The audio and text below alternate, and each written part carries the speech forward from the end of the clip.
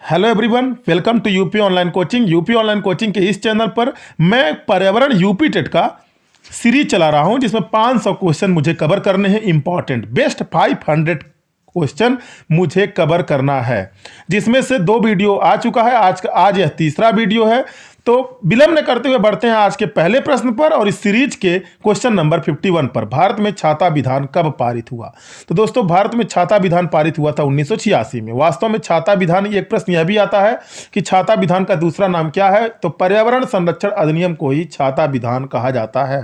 अर्थात भारत में पर्यावरण संरक्षण अधिनियम 1986 में पारित हुआ। अब बढ़ते हैं आज के दूसरे प्रश्न पर। पर्यावरण किससे बनता है?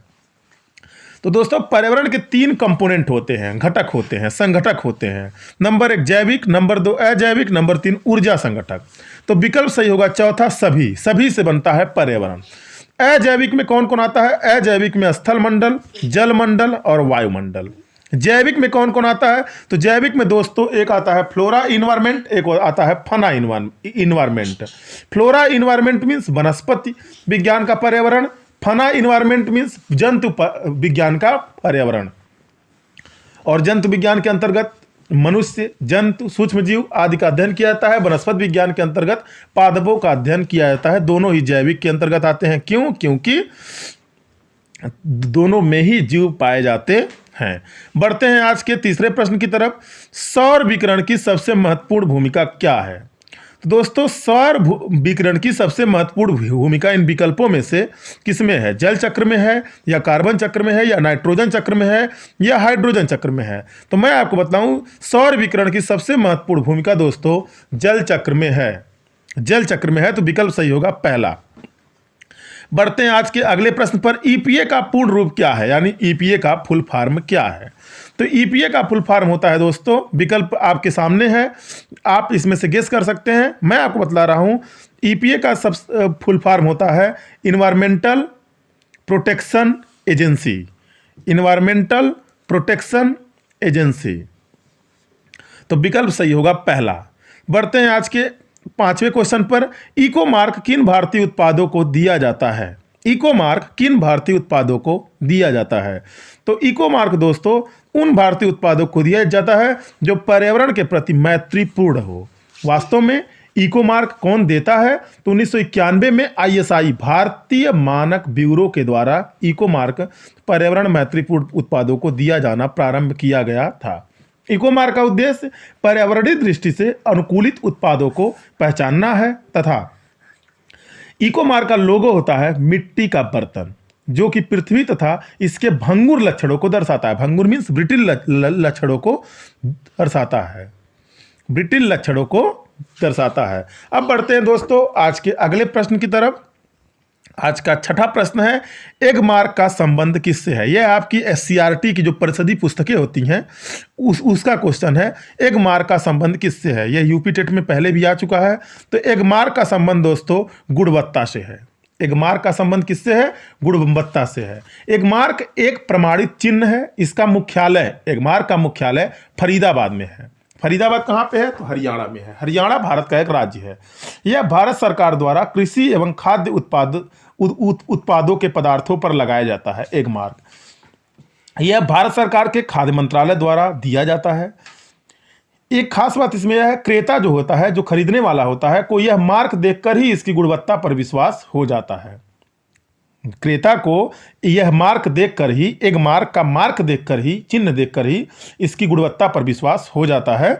तो गुणवत्ता पहचानने के लिए एक मार्क दिया जाता है भारतीय उत्पादों पे। बढ़ते हैं आज के अगले प्रश्न पर। प्रजनक बीज पर किस रंग का टैग लगा होता है? प्रजनक बीज पर, जिसे ब्रीडर सीड कहते हैं इंग्लिश में, किस रंग का टैग लगा होता है? प्रजनक बीज केंद्रीय बीज से दोस्तों तैयार किया जाता है। मैं आपको बताऊं, उन्नत बीजों की कुल 4 श्रेणियां होती हैं। एक होता है ब्रीडर सीड, दूसरा होता है फाउंडेशन सीड, तीसरा होता है सर्टिफाइड सीड और चौथा होता है न्यूक्लियस सीड। केंद्रीय बीज क्या होता है? यह बीज प्रजनक वैज्ञानिकों द्वारा स्वयं तैयार किया जाता है, जो कि आनुवंशिक रूप से 100% शुद्ध होता है। किसकी बात कर रहा हूं मैं? प्रजनक बीज की नहीं, मैं केंद्रीय बीज की बात कर रहा हूं, न्यूक्लियस सीड की। यहां क्वेश्चन क्या है? प्रजनक बीज पर किस रंग का टैग लगा होता है? तो प्रजनक बीज पर दोस्तों, जिसे इंग्लिश में ब्रीडर सीड कहते हैं, पीले रंग का टैग लगा होता है। तो विकल्प सही होगा पहला, पीले रंग का टैग लगा होता है। यह भी आपकी एससीईआरटी का क्वेश्चन है। अब बढ़ते हैं आज के अगले प्रश्न पर। आधार बीज, जिसे इंग्लिश में फाउंडेशन सीड कहते हैं, पर किस रंग का टैग लगा होता है? तो दोस्तों, आधार बीज पर सफेद रंग का टैग लगा होता है। फाउंडेशन सीड पर सफेद रंग का टैग लगा होता है तथा हरे रंग का लेबल भी लगा रहता है। फाउंडेशन सीड पर हरे रंग का लेबल लगा होता है और सफेद रंग का टैग लगा होता है। यह भी प्रजनक बीज से तैयार किया जाता है। मतलब आधार बीज प्रजनक बीज से तैयार किया जाता है, प्रजनक बीज केंद्रीय बीज से तैयार किया जाता है। यह बात ध्यान रखिएगा।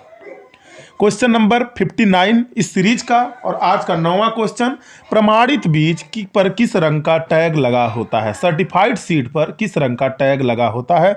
तो विकल्प सही है दोस्तों तीसरा, नीले रंग का टैग लगा होता है। और यह किससे तैयार किया जाता है? यह आधार बीज से तैयार किया जाता है। आई रिपीट, प्रजनक बीज केंद्रीय बीज से तैयार किया जाता है, आधार बीज प्रजनक बीज से तैयार किया जाता है और प्रमाणित बीज आधार बीज से तैयार किया जाता है। इस पर नीले रंग का टैग लगा होता है। तो तीसरा विकल्प इसका सही है। अब बढ़ते हैं आज के 10वें क्वेश्चन पर। पर्यावरण संरक्षण के लिए ग्रीन आर्मी किसने आरंभ की थी? आई रिपीट, पर्यावरण संरक्षण के लिए ग्रीन आर्मी किसने आरंभ की थी? तो दोस्तों, 17 से 24 वर्ष के 15,000 युवाओं को नियुक्त किया गया था पर्यावरण संरक्षण के लिए और इन्हें ग्रीन आर्मी की संज्ञा दी गई थी। और यह ग्रीन आर्मी तैयार की थी ऑस्ट्रेलिया ने। ऑस्ट्रेलिया एक महाद्वीप का भी नाम है, ऑस्ट्रेलिया एक देश का भी नाम है। यहाँ बात हो रही है देश की। बढ़ते हैं आज के अगले प्रश्न पर। प्राकृतिक कृषि के अन्वेषक कौन माने जाते हैं? मीन्स प्राकृतिक कृषि, नेचुरल फार्मिंग के अन्वेषक कौन माने जाते हैं? तो नेचुरल फार्मिंग के अन्वेषक माने जाते हैं, अन्वेषक मीन्स खोजकर्ता, मसानोबु फुफुका। मसानोबु फुफुका प्राकृतिक कृषि के अन्वेषक माने जाते हैं। बढ़ते हैं आज के अगले प्रश्न पर। इकोलॉजी, जिसे हिंदी में पारिस्थितिकी कहा जाता है, इकोलॉजी शब्द का सर्वप्रथम प्रयोग किसने किया था? तो दोस्तों, इकोलॉजी शब्द का सर्वप्रथम प्रयोग रीटर ने किया था। रेटर, हिंदी में रेटर लिखा होता है, इंग्लिश में इसे रीटर पढ़ते हैं। तो रीटर ने इकोलॉजी यानी पारिस्थितिकी शब्द का सर्वप्रथम प्रयोग किया था। लेकिन एक बात ध्यान रखिएगा, पारिस्थितिकी का जनक अर्नेस्ट हेकल को माना जाता है। पारिस्थितिकी का जनक अर्नेस्ट हेकल को माना जाता है। अगला प्रश्न ही है दोस्तों, इकोलॉजी का जनक किसे माना जाता है? तो इकोलॉजी का जनक यानी पारिस्थितिकी का जनक अर्नेस्ट हेकल को माना जाता है। बढ़ते हैं आज के अगले प्रश्न पर। क्वेश्चन नंबर 64 टोटल सीरीज का और आज का हमारा ये 14वां प्रश्न है। पारिस्थितिकी में पारस्परिक संबंधों का अध्ययन किया जाता है। मीन्स किसके पारस्परिक संबंधों का अध्ययन किया जाता है? तो पारिस्थितिकी में दोस्तों जीव तथा वातावरण के पारस्परिक संबंधों का अध्ययन किया जाता है। अब जीव समुदाय और वातावरण के पारस्परिक संबंधों का अध्ययन किया जाता है। तो जीव समुदाय में दोस्तों आपको पता है पौधे भी आते हैं और जंतु भी आते हैं। एक को फ्लोरा बोलते हैं, एक को फना बोलते हैं। फ्लोरा मीन्स पौधे, फना मीन्स जंतु। बढ़ते हैं अगले प्रश्न की तरफ। अब एक बात और मैं बतला दूं, परिभाषा दी थी अर्नेस्ट हेकल ने, जिन्हें कि इकोलॉजी का जनक कहा जाता है। अर्नेस्ट हेकल को वातावरण और जीव समुदाय के पारस्परिक संबंधों के अध्ययन को पारिस्थितिकी कहते हैं। वातावरण और जीव समुदाय के पारस्परिक संबंधों के अध्ययन को पारिस्थितिकी कहते हैं। इससे जीव तथा उसके स्थान के संपूर्ण जैविक तथा अजैविक संगठनों के अध्ययन का बोध होता है। संगठकों के अध्ययन का बोध होता है। तो दोस्तों, अर्नेस्ट हेकल की परिभाषा से ही यह निष्कर्ष निकला कि पारिस्थितिकी में पारस्परिक संबंधों का अध्ययन किसका किया जाता है? जीव तथा वातावरण का। अर्नेस्ट हेकल को पारिस्थितिकी का पिता कहा जाता है। इकोसिस्टम, पारिस्थितिकी तंत्र की संकल्पना किसने दी थी? देखिए, लोग कंफ्यूज होते हैं इसमें। पारिस्थितिकी अलग चीज है, पारिस्थितिकी तंत्र अलग चीज है। पारिस्थितिकी तंत्र क्या होता है मैं आपको बतलाऊंगा। पहले आप जानिए पारिस्थितिकी तंत्र की संकल्पना किसने दी थी। तो पारिस्थितिकी तंत्र की संकल्पना दी थी एजी टांसले ने। एजी टांसले ने, तो विकल्प सही है पहला। पारिस्थितिकी तंत्र की संकल्पना एजी टांसले ने दी थी। बढ़ते हैं अगले प्रश्न पर। किसने सर्वप्रथम गहन पारिस्थितिकी शब्द का प्रयोग किया। गहन पारिस्थितिकी, डीप इकोलॉजी, पारिस्थितिकी तंत्र नहीं, गहन पारिस्थितिकी का शब्द का प्रयोग किया तो अर्निज नीस ने सर्वप्रथम गहन पारिस्थितिकी शब्द का प्रयोग किया था। पारिस्थितिकी शब्द का प्रयोग सर्वप्रथम रीटर ने किया था। पारिस्थितिकी का पिता अर्नेस्ट हेकल को कहा जाता है। और पारिस्थितिकी तंत्र की संकल्पना एजी टांसले ने दी थी। ये तीनों क्वेश्चन अपने आप में काफी महत्वपूर्ण है। बढ़ते हैं आज के अगले प्रश्न पर। पारिस्थितिकी नीचे, जिसे हिंदी में आला बोलते हैं, कि संकल्पना को किसने प्रतिपादित किया था। तो पारिस्थितिकी नीचे की संकल्पना को प्रतिपादित किया था दोस्तों ग्रीनेल ने। किसने? ग्रीनेल ने। पारिस्थितिकी नीचे क्या होता है इसके बारे में अगर आपको नहीं समझ में आएगा गूगल कीजिएगा, फिर भी नहीं समझ में आएगा आप कमेंट में पूछिएगा, मैं आपको बतलाऊंगा पारिस्थितिकी नीचे किसे कहा जाता है, आला किसे कहा जाता है। बढ़ते हैं आज के अगले प्रश्न पर। Question number 68। पारिस्थितिकी पदछाप के माप की इकाई है। पारिस्थितिकी पदछाप के माप की इकाई दोस्तों भूमंडलीय हेक्टेयर होता है। पारिस्थितिकी घटकों की वह आवश्यक मात्रा जो मनुष्य को उसकी जीवन शैली सुचारू रूप से चलाने में आवश्यक होती है। आई रिपीट, पारिस्थितिकी घटकों की वह आवश्यक मात्रा जो मनुष्य को उसकी जीवन शैली सुचारू रूप से चलाने में आवश्यक होती है, उसे ही हम भूमंडलीय हेक्टेयर कहते हैं, अर्थात पारिस्थितिकी पदछाप कहते हैं। भूमंडलीय हेक्टेयर तो पारिस्थितिकी पदछाप का एक मात्रक है यानी यूनिट है। तो पारिस्थितिकी घटकों की वह मात्रा, आवश्यक मात्रा, मिनिमम आवश्यक मात्रा जो मनुष्य को उसकी जीवन शैली सुचारू रूप से चलाने के लिए आवश्यक होती है, पारिस्थितिकी पदछाप कहलाती है। इसके अंतर्गत मनुष्य द्वारा कार्बन उत्सर्जन को भी मापा जाता है। पारिस्थितिकी पदछाप के अंतर्गत मनुष्य द्वारा कार्बन उत्सर्जन को भी मापा जाता है। अगला प्रश्न है, एक मनुष्य के जीवन को पूर्ण रूप से धारणीय सस्टेनेबल करने के लिए आवश्यक न्यूनतम भूमि को कहते हैं। अब देखिए जो एक्सप्लेनेशन था वही क्वेश्चन बन गया। इसके पहले प्रश्न था पारिस्थितिकी पदछाप की इकाई क्या है और पारिस्थितिकी पदछाप कहते किसे हैं, ये मैं आपको बतला चुका। अब अगला प्रश्न है, एक मनुष्य को जीवन को पूर्ण रूप से धारणीय करने के लिए आवश्यक न्यूनतम भूमि को क्या कहते हैं। तो आवश्यक न्यूनतम भूमि को दोस्तों पारिस्थितिकी पदछाप कहते हैं, या कहिए पारिस्थितिकी पदछाप की यही परिभाषा हो गई जो इसका प्रश्न है। बढ़ते हैं आज के अगले प्रश्न पर। दो भिन्न समुदायों के बीच का संक्रांति क्षेत्र क्या कहलाता है।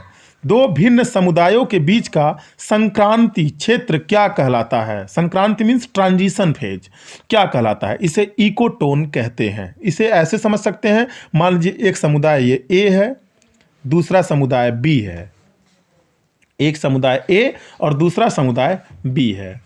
ए को मान लीजिए जंगल का समुदाय है, बी को मान लीजिए घास स्थल का समुदाय है। तो दोनों के बीच में जो कॉमन है, जिसे हिंदी में उभयनिष्ठ कहते हैं, इसी को हम संक्रांति या संक्रमण क्षेत्र कहते हैं। तो इसी को इकोटोन कहा जाता है। विकल्प सही है पहला। बढ़ते हैं आज के अगले प्रश्न पर। सबसे अस्थायी पारिस्थितिकी तंत्र निम्नलिखित में से कौन सा है। तो निम्नलिखित में से दोस्तों सबसे अस्थायी पारिस्थितिकी तंत्र समुद्र का होता है। निम्नलिखित में से सबसे अस्थायी पारिस्थितिकी तंत्र समुद्र का होता है। बात पारिस्थितिकी तंत्र की हो रही है, पारिस्थितिकी की नहीं। बढ़ते हैं अगले प्रश्न पर। पारिस्थितिकी तंत्र में तत्वों के चक्रण को क्या कहते हैं। पारिस्थितिकी तंत्र में तत्वों के चक्रण को क्या कहते हैं। बचपन में आपने नाइट्रोजन चक्र, फास्फोरस चक्र, कार्बन चक्र पढ़ा होगा। तो दोस्तों पारिस्थितिकी तंत्र में तत्वों के चक्रण को जैव भू रासायनिक चक्र कहते हैं। अब जैव भू रासायनिक चक्र क्या होता है। तो दोस्तों पारिस्थितिकी तंत्र में अजैविक तत्वों का जैविक प्रावस्था में परिवर्तन तथा फिर से इन जैविक तत्वों का अजैविक रूप में पुनरागमन के प्रारूप को जैव भू रासायनिक चक्र कहते हैं। अजैविक का जैविक में, फिर जैविक का अजैविक में पुनरागमन जो होता है, इसी को हम जैव भू रासायनिक चक्र कहते हैं। जैव मीन्स जैविक, भू मीन्स अजैविक, और रासायनिक मीन्स रासायनिक क्रियाकलापों के द्वारा यह चक्रण होता है। एग्जाम्पल है इसका जैव भू रासायनिक चक्र का नाइट्रोजन चक्र, फास्फोरस चक्र और कार्बन चक्र। बढ़ते हैं आज के अगले प्रश्न पर। निम्नलिखित वृक्ष में कौन सा पारिस्थितिकी मित्र नहीं है? निम्नलिखित वृक्षों में से कौन सा पारिस्थितिकी का मित्र नहीं है? तो यूकेलिप्टस, जिसे पर्यावरण का आतंकवादी कहा जाता है, पर्यावरण का आतंकवादी कहा जाता है, यूकेलिप्टस जो है दोस्तों, यह पारिस्थितिकी का मित्र नहीं है। बढ़ते हैं आज के अगले प्रश्न पर। पृथ्वी का सबसे बड़ा पारिस्थितिकी तंत्र कौन सा है? तो निम्नलिखित विकल्पों में से पृथ्वी का सबसे बड़ा पारिस्थितिकी तंत्र दोस्तों जैव मंडल है। अब अगर इसे क्रम में हम क्रोनोलॉजी में लगाएं तो सबसे बड़ा पारिस्थितिकी तंत्र जैव मंडल, उसके बाद जल मंडल, उसके बाद जीवोम, तब आएगा स्थल मंडल। लेकिन अगर इसी विकल्प में पृथ्वी भी होता और प्रश्न होता ब्रह्मांड का सबसे बड़ा पारिस्थितिकी तंत्र कौन सा है, तो पृथ्वी सबसे बड़ा पारिस्थितिकी तंत्र हो जाता, उसके बाद जैव मंडल, फिर जल मंडल, तब जीवोम हो जाता। कहने का मतलब यह है एक बुध भी पारिस्थितिकी तंत्र कंसीडर किया जा सकता है, एक बुध को, और एक पृथ्वी को भी पारिस्थितिकी तंत्र कंसीडर किया जाता है। अब आज के आखिरी प्रश्न पर बढ़ते हैं। पारिस्थितिकी तंत्र के लिए क्या सही नहीं है? पारिस्थितिकी तंत्र के लिए कौन सा विकल्प इनमें से सही नहीं है? पारिस्थितिकी तंत्र एक खुला तंत्र है, यह सही है। पूछ रहा है क्या सही नहीं है? पारिस्थितिकी, इसकी उत्पादकता होती है, यह भी सही है। कार्यशील इकाई होती है, यह भी सही है। यह एक बंद तंत्र है, नहीं, यह सही नहीं है, यह सही नहीं है। अब पारिस्थितिकी तंत्र की उत्पादकता कैसी होती है? क्योंकि प्राकृतिक संसाधन भी एक प्रकार के तंत्र होते हैं, पारिस्थितिकी संसाधन भी एक प्रकार के दोस्तों तंत्र होते हैं। तो दोस्तों अगर आपको वीडियो पसंद आया हो तो वीडियो को लाइक कीजिएगा, चैनल को सब्सक्राइब कीजिएगा, बेल आइकन भी दबा दीजिएगा ताकि नोटिफिकेशन आप तक पहुंचता रहे। Thanks for watching.